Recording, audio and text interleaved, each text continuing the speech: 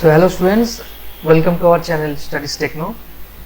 Previous ভিডিওতে আমরা হচ্ছে MS SQL সার্ভার ইনস্টলেশনটা দেখেছিলাম। তো আজকে আমরা যেটা দেখব সেটা হচ্ছে আমরা একটা স্যাম্পল ডেটাবেসকে আমরা ডাউনলোড করব। দেন স্যাম্পল ডেটাবেসকে ইউজ করে আমরা আগে যেসব কোয়ারিজ গুলো হয় SQL এ সেগুলোকে আমরা শিখব। তো অ্যাডভেঞ্চার ওয়ার্কস স্যাম্পল ডেটাবেসকে ডাউনলোড করার জন্য আমরা যাব গুগলে, দেন আমরা লিখব অ্যাডভেঞ্চার ওয়ার্কস স্যাম্পল ডেটাবেস। তো ফার্স্টে যে লিঙ্কটা আছে সেই লিঙ্কে আমরা ক্লিক করব। এই যেটা লেখা আছে adventure works sample database SQL server Microsoft, এটাকে আমরা ডাউনলোড করব। তো এরকম একটা আমাদের পেজ আমাদের এখানে ওপেন হবে। তো এই যে ডাউনলোড ব্যাকআপ ফাইলস যেটা আছে সেখান থেকে আমরা এটাকে ডাউনলোড করে নিতে পারি। এটাকে যদি আমরা এখন প্র্যাকটিক্যালি দেখি, আমরা যাব ব্রাউজারে, দেন আমরা এখানে লিখব অ্যাডভেঞ্চার ওয়ার্কস স্যাম্পল ডেটাবেস। ফার্স্টে যে লিঙ্কটা আছে এই লিঙ্কের উপর আমরা ক্লিক করব।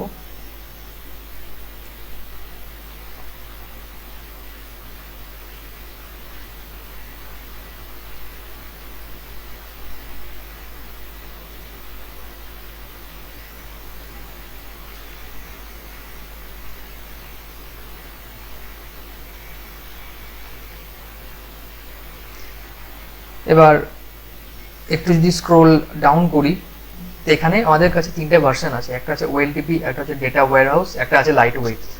এবার ওএলটিপি ভার্সন হচ্ছে আমাদের ফুল ভার্সনের জন্য। এখানে আমরা পড়ে নিতে পারি যে এখানে কি লেখা আছে। ওএলটিপি means data warehouse and light weight. Light weight মানে হচ্ছে লাইট ওয়েট ডেটাবেস। তো এটাকে ক্লিক করে আমরা ডাউনলোড করতে পারি বা এটাকে করতে পারি। তো আমার কাছে অলরেডি দুটোই ডাউনলোড করা আছে, তো তোমরা এটাকে ডাউনলোড করে নিও। তো adventure works LTP 2019.bak file, এটা হচ্ছে লাইট ওয়েট যে ভার্সনটা। আর যেটার মধ্যে এলটি লেখা নেই সেটা হচ্ছে আমাদের ফুল ভার্সনটা। এটা সাইজটা বড়, এটা সাইজটা ছোট। এবার প্রেজেন্টেশনে যদি যাই, এটা আমরা ডাউনলোড করলাম। এরপরে আমাদের হচ্ছে এই যে অ্যাডভেঞ্চার ওয়ার্কস স্যাম্পল ডেটাবেসটাকে আমরা যে ডাউনলোড করলাম সেটাকে আমাদের পেস্ট করতে হবে। যে ব্যাকআপ ফোল্ডার আছে MySQL এর যে ব্যাকআপ ফোল্ডারটা আছে সেখানে আমাদেরকে এটা পেস্ট করতে হবে। তো ইন মাই কেস এটা যে আমাদের স্টুডিওটা আমরা যে ইনস্টল করেছিলাম সেটা আমাদের যে ডিফল্ট লোকেশন আছে সেই লোকেশন যদি থাকে তাহলে সেটা হবে C drive, then program files, then Microsoft SQL server, তার ভিতরে MSSQL সার্ভার, তার ভিতরে MSSQL, দেন ব্যাকআপ। এই ব্যাকআপ ফাইলটার মধ্যে আমাদেরকে এই যে অ্যাডভেঞ্চার ওয়ার্কস এলটি, যেটা আমি লাইট ওয়েটটাকে আমি এটা এখানে পেস্ট করব, 2019.bak ফাইলকে এখানে আমাকে পেস্ট করতে হবে। তা আমি যাব this PC, then click on C drive, then program files, then Microsoft SQL server. তোমাদের ক্ষেত্রে যদি তোমরা যদি এটা যে স্টুডিওটা আছে এসকিউএল সার্ভার যেটা আছে সেটা যদি তোমরা অন্য কোনো লোকেশনে যদি তোমরা সেভ করে থাকো, তো সেখানে গিয়ে তোমাদের ব্যাকআপ ফাইলের ভেতরে গিয়ে এটাকে পেস্ট করতে হবে। তো MS15.MSSQL সার্ভারের ভিতরে ক্লিক করব। তারপর আমরা যাব MSSQL, এই ব্যাকআপের ভেতরে আমরা এই যে ডাউনলোড করেছি সেটা হচ্ছে এলটি ভার্সনটা, এটাকে কপি করে সেটা এখানে পেস্ট করে দেব। হয়ে গেল পেস্ট, এটা কাজ শেষ, আমরা এটাকে ক্লোজ করে দেব। এবার আমরা এই ডেটাবেসটাকে তো ওখানে পেস্ট করলাম। এবার এটাকে আমাদের যে স্টুডিও আছে সেই ম্যানেজমেন্ট স্টুডিওতে আমাদেরকে এটাকে সেখান থেকে ইম্পোর্টও করতে হবে। তো তার যে স্টেপসগুলো আছে সেটা হচ্ছে ডেটাবেসের সাথে কানেক্ট করবো, এসকিউএল ডেটা সার্ভারের সাথে। ডেটাবেসে ক্লিক করব, তারপর রাইট ক্লিক করব, রিস্টোর ডেটাবেসে যাব, দেন ক্লিক অন ডিভাইস। তার পাশে 3 ডটসগুলো থাকবে, সেই 3 ডটসের উপর ক্লিক করে আমরা মিডিয়া টাইপকে সিলেক্ট করব, তারপরে অ্যাড করব, দেন ওকে করব। এটা প্র্যাকটিক্যালি আমরা করে দেখি। তো আমার এখানে সার্ভার ম্যানেজমেন্ট স্টুডিও আগে থেকে খোলা আছে, আমরা এটাতে লগ ইন করা আছি। এবার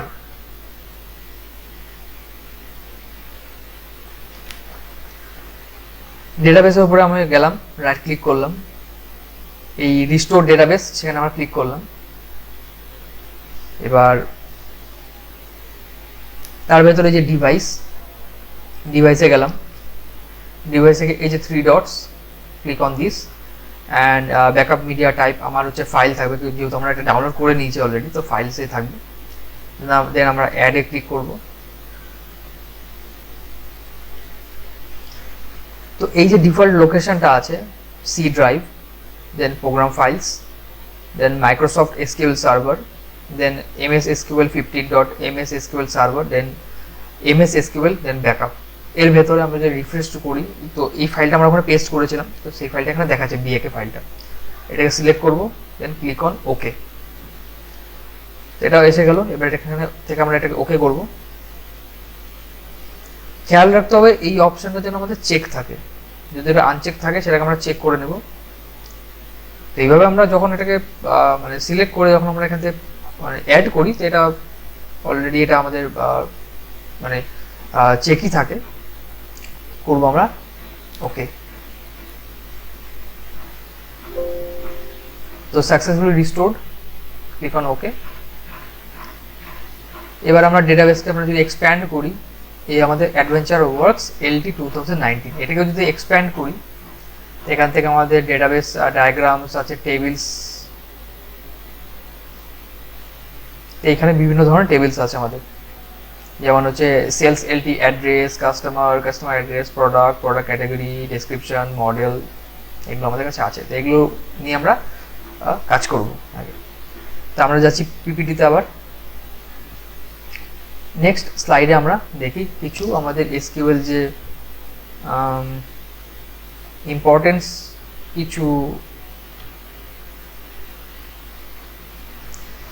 কিছু মোস্ট ইম্পর্টেন্ট এসকিউএল যে কমান্ডস আছে সেগুলোকে আমরা আগে দেখে নিই।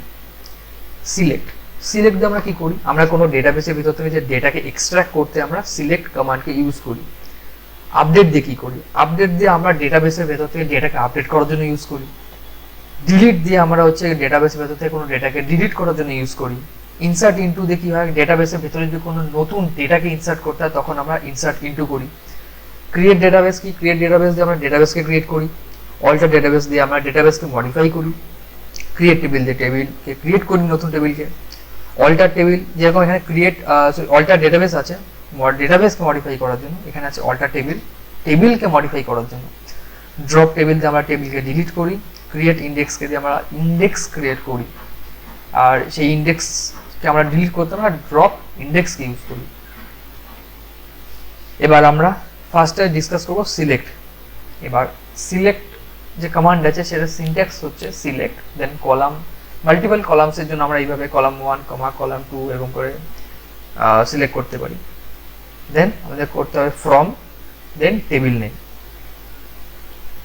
এবার এখানে আমার যেই এই সিনট্যাক্সটা আছে, সিনট্যাক্সটাকে আমরা প্র্যাকটিক্যালি ইউজ করে দেখব। তার আগে আমরা দেখছি আমরা যদি মানে সমস্ত যে ডেটা আছে, মানে অল ডেটাকে যদি আমরা সিলেক্ট করতে চাই কোনো একটা ডেটাবেস থেকে, তার জন্য কি করব, তার জন্য করব আমরা সিলেক্ট, এটাকে বলে স্টার, বা আমরা ডেটাবেসের ভাষায় বলতে গেলে এস্টিক বলি।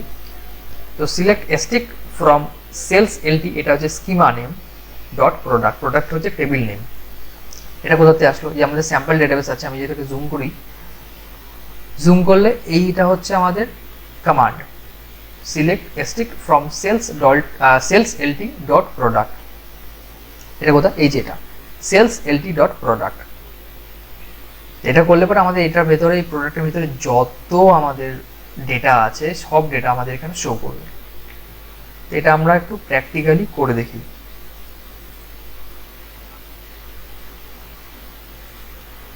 এবার নিউ কোয়ারি চালাবো, তার জন্য আমরা গেলাম নিউ কোয়ারি, বা Ctrl+N দিলেও আমরা নিউ কোয়ারিতে করতে পারি।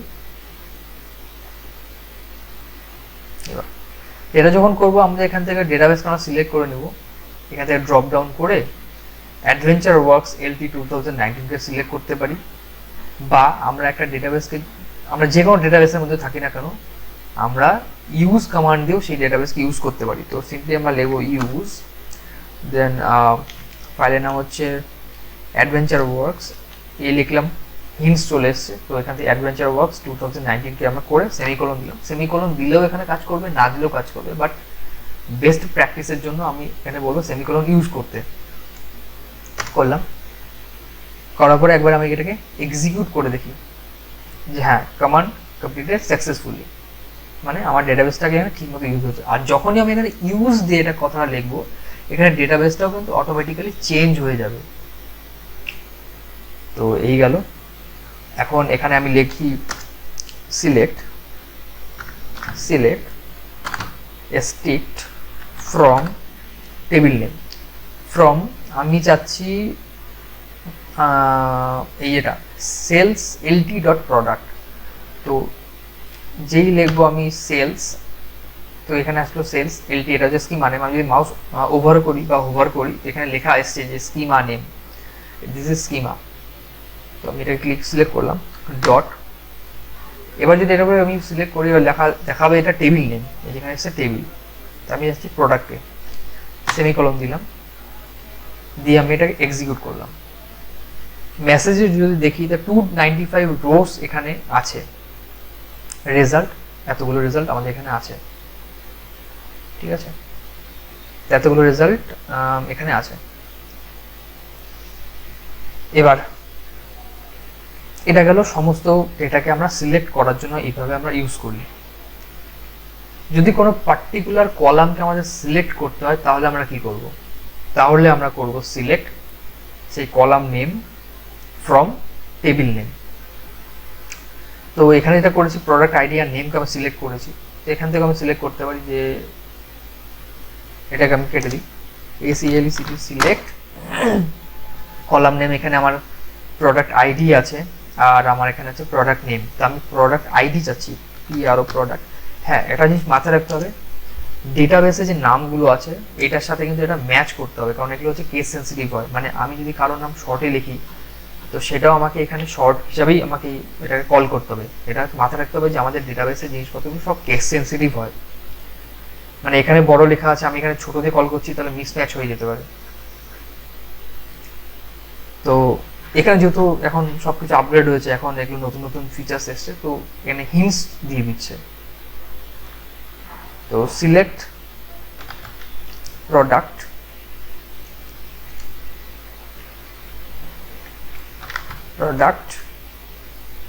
ID,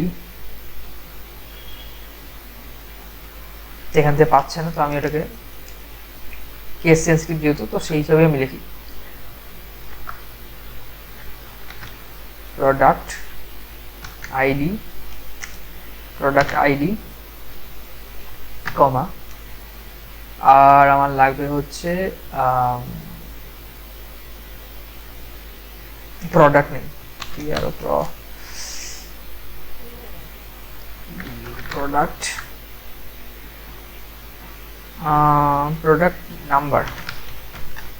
number. So select this column and this column from table name. Table name হবে হচ্ছে sales lt dot product semicolon execute। তো প্রোডাক্ট আইডি আর প্রোডাক্ট নাম্বারটা এখানে আমার এসছে। এইভাবে আমরা পার্টিকুলার কোনো স্পেসিফিক্যালি কোনো কলামসকে আমরা সিলেক্ট করতে পারি কোনো একটা টেবিল থেকে। এরপরে আমরা দেখছি যে ডিস্টিংক্ট স্টেটমেন্ট দিয়ে আমরা কি করি। ডিস্টিংক্ট স্টেটমেন্ট আমরা যখন আমাদের কাছে যদি কোনো ডুপ্লিকেট ভ্যালুস থাকে বা ডুপ্লিকেট নেম থাকে, তো আমি চাচ্ছি না যে আমরা ডুপ্লিকেট ভ্যালুগুলোকে দেখি, আমরা চাচ্ছি যে ডুপ্লিকেট ভ্যালুগুলোকে সরিয়ে দাও, বাকি ওগুলোকে মানে ডুপ্লিকেট ভ্যালুগুলোকে সরিয়ে বাকি যে রেজাল্টগুলো আছে সেটা আমার শো করো। তার জন্য আমরা ডিস্টিংক্ট করি, যেটা এখানে লেখা আছে, the select distinct statement is used to return only distinct or different values inside a table. A column often contains many duplicate values and sometimes you only want to list the different values.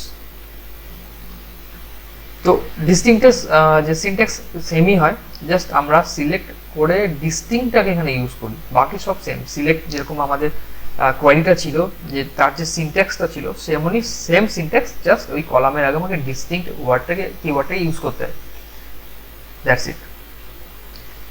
এবার এখানে আমাদের একটা আমি এখানে বানিয়েছি, এটা আমি এখানে প্র্যাকটিক্যালি করে দেখাই, এখানে অনেকটাই ছোট ছোট লেখা আছে। তা আমি যদি সমস্ত টেবিলটাকে সিলেক্ট করে দেখি, select stick from sales LT dot product PRO product ওটা যদি এক্সিকিউট করি, আমি চাচ্ছি কালারটাকে নিতে, product ID and then colour, বা শুধু কালারটাকে নিয়ে কাজ করি। কালার এখানে অনেক কিছু আমার এখানে দেখতে পাচ্ছি ডুপ্লিকেট ভ্যালু আছে, black black, white white, blue, multi, অনেক কিছু আছে। তা আমি চাচ্ছি যে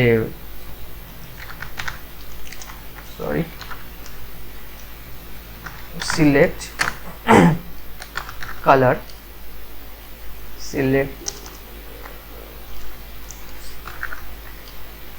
select color from cells lt dot product। এটাকে যদি এক্সিকিউট করি, সব কালারগুলো এসছে। আমি যেখানে দেখি তো 295 রোজ আমার এখানে এফেক্টেড হয়েছে, মতলব কি 295 রোজ আমার এখানে শো করেছে, কিন্তু এখানে ডুপ্লিকেট ভ্যালু প্রচুর আছে। তা আমি এখানে করব ইউজ ডিস্টিংক্ট। তো তার জন্য আমি এটাকে ইউজ করব ডিস্টিংক্ট। তো এই কালারে আগে আমি এখানে লিখব ডিস্টিংক্ট।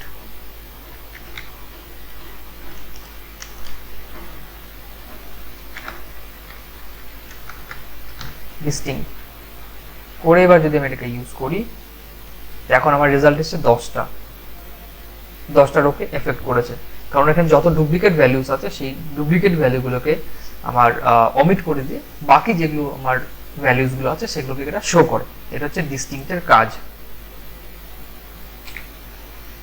তো আজকের ভিডিওতে আমি এতখানি রাখছি। এরপরে নেক্সট ভিডিওতে আমরা নেক্সট ক্লাসে আমরা দেখব হোয়ারকে দেখব।